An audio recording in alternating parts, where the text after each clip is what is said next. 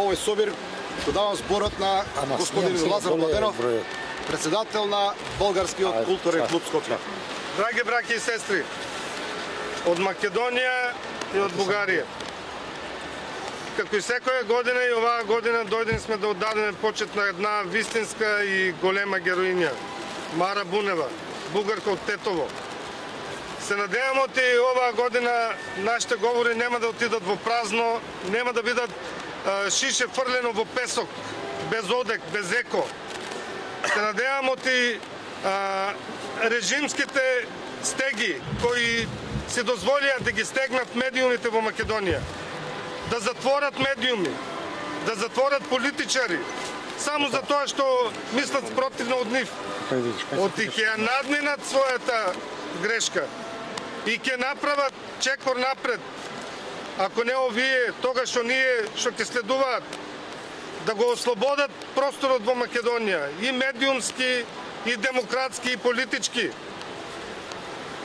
Ние бугарите не може да бидеме вечно маргинализирани или бойкотирани од режимските служби, од медиумите и од општеството во Македонија. Ние сме тука, ние постоиме, ние не се откажуваме од нашето дело, од нашата крв. Нашата крв е бугарска. Кој може денес да ни ги зема преродбениците? Шапкарев, Жинзифов, Парличев. Ете внучката на Шапкаров е тука со нас.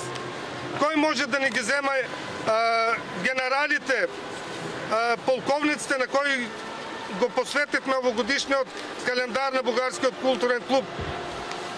Декември месец е посветен на полковник Дрангов. Не е генерал, но е по-голем и од генералите. Неговата внучка е тука. Кој може да ни го спречи тоа право ние да се декларираме такви какви што сме? Никој не може да го направи тоа, нити пак ќе го дозволи. Дури напротив, оваа година пред нас ние ќе направиме чекор да излеземе малце повисоко во општеството. Доста ни е од бойкотот кој го правеа медиумите и режимите до сегашни од 90-та година на тука.